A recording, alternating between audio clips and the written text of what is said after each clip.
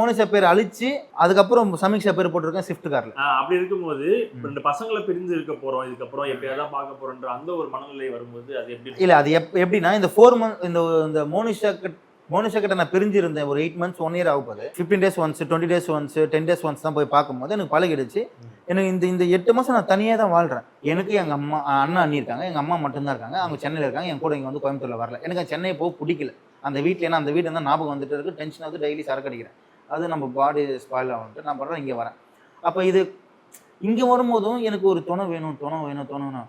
மோனிஷா அவங்க அம்மா இருக்காங்க, எல்லாம் இருக்காங்க, குழந்தைங்களும் அங்கே இருக்குது, ஹாப்பியாக மறந்துடுவாங்க குழந்தைங்க இருக்குது போக வரும். இப்போ நான் தனியாக இருக்கேன், என்னை கேர் பண்ணுறதுக்கு ஆளே இல்லை.